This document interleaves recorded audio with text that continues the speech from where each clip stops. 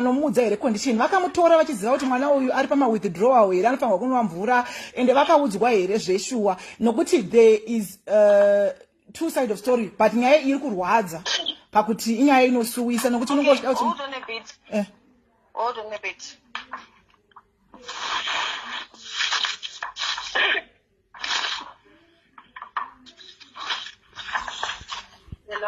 Hello. Makadi zvei. Tiri makadiyo. Tiripo. Mwana uyu patakaenda naye. Takasvika akaadhimitwa. Tikavaudza. Makadi sorry. Ndi mama vade mwana. Ndo mama vafaraye. Okay. Ndo vavitawo. All right. Ndematambudziko mwana. Patakasvika aiwa akaonekwa. Patakasvika naye. Akasvika ndobva tamadhimitisa. Ndobva vabvunza kuti ane imwe condition here anayo. Haana condition yanga anayo. Beside kuti zvokuti akarohwa zvezvi aibleeda.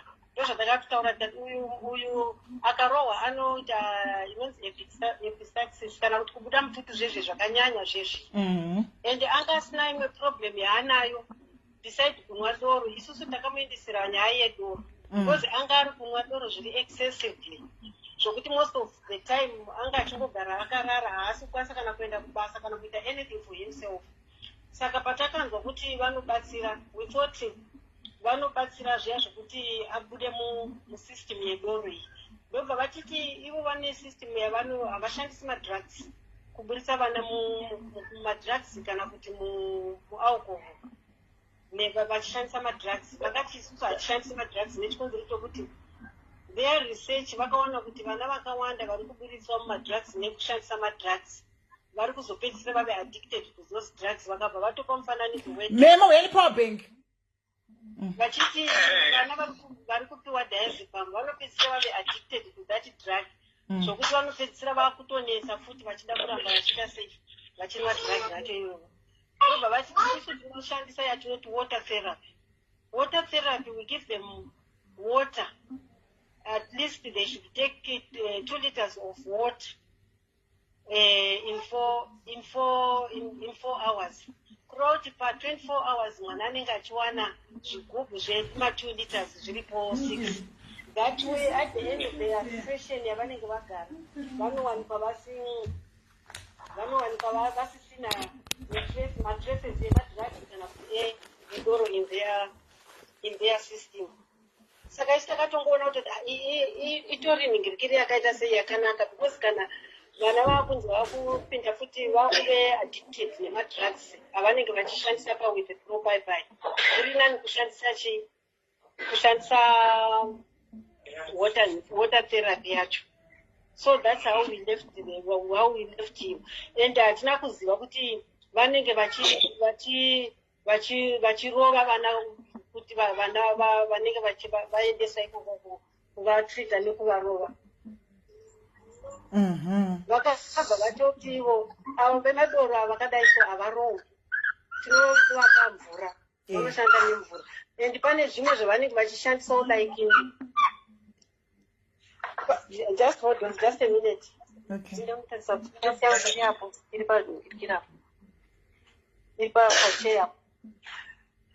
Vakati vakadai vedoro ava havarohwi vanonwa mvura idzodzo. Tine vanoita ma-exercises kuseni which is normal. Vanoita Bible study. Vanopiwawo time to reflect their lives. Vakagara vari vega vachizvifungira. Vanogona kuitawo even meditations vachipiwa time yokuti vaite izvozvo.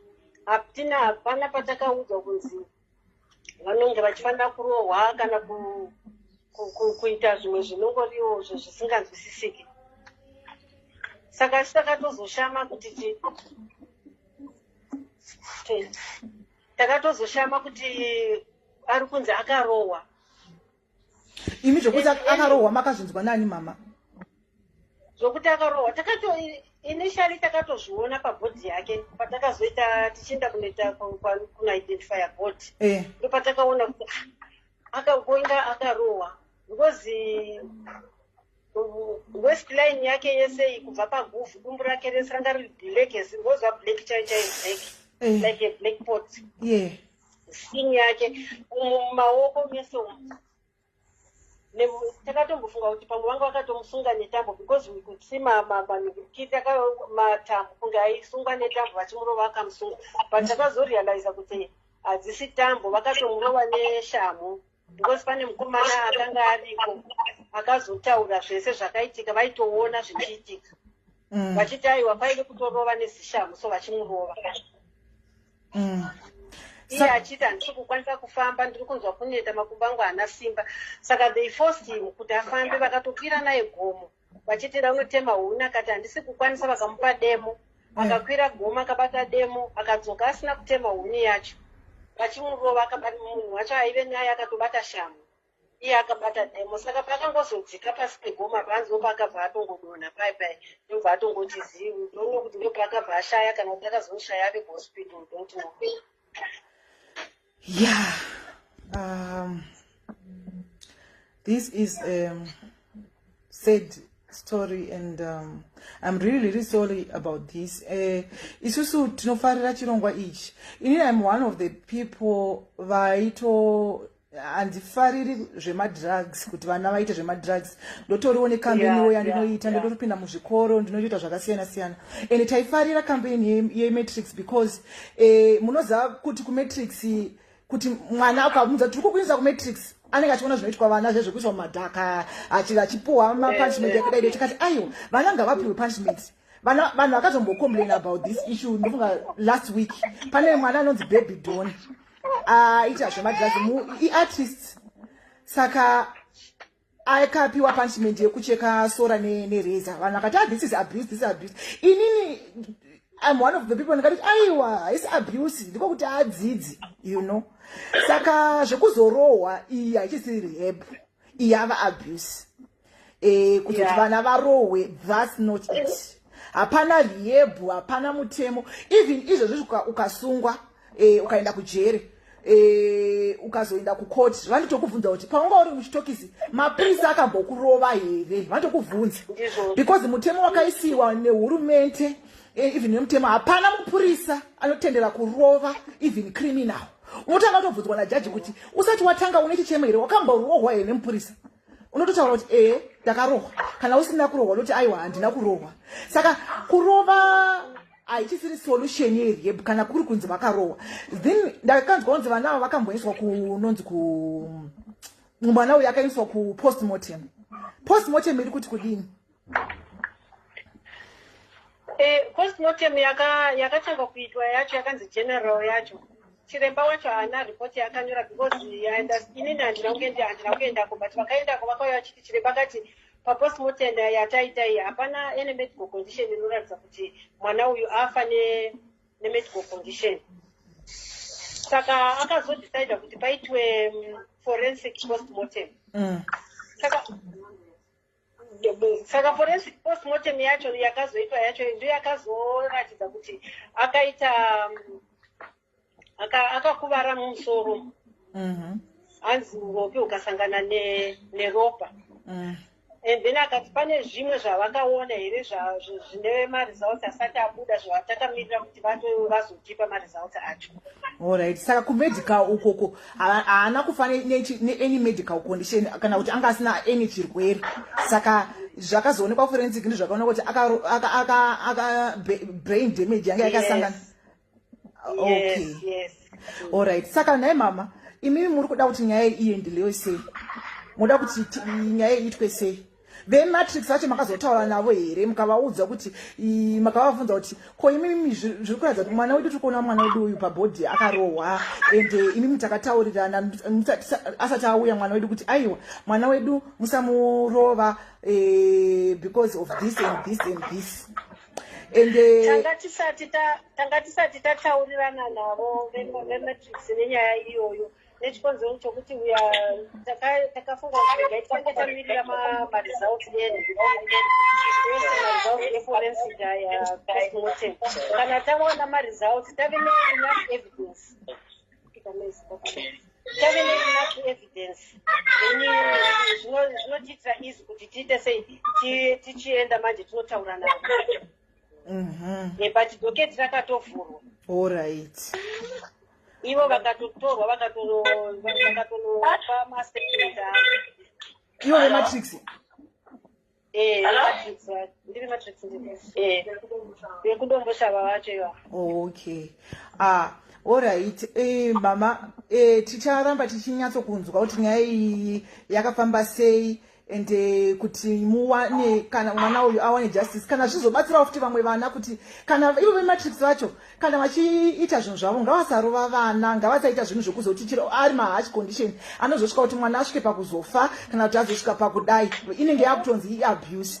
Of course it's called disciplinary camp whereby vana vanenge vachidiscipliniwa, but there are so many ways of discipline vana asiri ekuzoita kuti vana vazosvika pakufa kana kuti vana vazoita sekuti yava abuse. There are so many ways kuvapa basa rekuita izvozvo kuvadai. It's just that uyu imi makanyatsa kuvapa specific kuti mwana uyu ane condition yakadai yekuti achangobva kurehab ende okay andina kukubvunzai something mama ndaudzwa nemwana wenyu but ndoda kukubvunzai kuti paakabva kurehab iyi chii chamakazoita kuti muzomuindisa kurehab yechi2? Alright. Mwana uyu takamuendesa kurehab, I think it was 2003 October, November, I can't remember. Akanoita 4 months. 2000 mid-January. Akanoita 4 months ariko. Mati 2000 2003. 2003. 2023. Oh, 2023. Okay. 2023, I mean. Okay, yes. Saka takamuendesa muna November, I think it should be between October and November, I can't remember, but those are takaita 4.5 months. Irehab itori muno matinogara muChegutu kuno. All right. Paakatobuda pacho, first day yaakabuda, after 4 months, akadischarge. Ndikanomutora ndikauya naye pamba. Ndauya naye pamba, ndakabuda inini ndichienda kuchechi. Ndobva ndazodzoka ndawana aripo. Ndobva tatogara naye. Tagara naye akatombogara, I think maybe 2 months or so. Ari right. Ndobva azongotanga futi aita relapse. Paita relapse aita sei? Akangodzokera zvaaita zvokunwa manhingirikiri zvokunwa doro tuye. Achinwa tudoro tuye tichimukansela tichiita sei pamwe totomboita zvokuvhara kumuvharira gate kuti asabude omboita mazuva but pamunongovhura chete paanongokwanisa kubuda otanga futi. Saka we went on kusvika 2024 yese yapera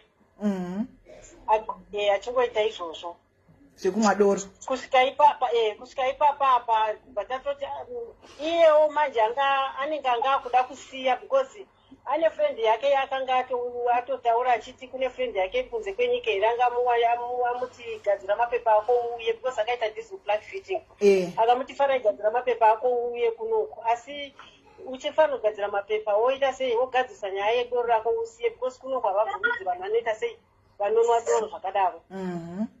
Saka ndobva atoudza baba vacho kuti pane shamwari yangu yakati ndigadzise mapepa saka ndoda kugadzisa mapepa ndozogadzisa pasipoti ndakuda kusiya zvedoro izvi. Saka adaro ndopatakati kuti timubatsire because panopamba haakwanisi kusiya anga asingatokwanisi kusiya ari panopamba. Ndopatakanzwa iyo zvenhingirikiri zverehab iyoyi ndopatati habetaiti sei aende ikoko. ende kutori nemumwe mwana weimwe friend yangu shamwari yangu yatogara nayo kuno muzukuru wake ndakauya zvanzi yake anga atomuendesa previous month yacho zvokuti akatopita last sunday ndoyaakatobuda ikoko aiti kuti saka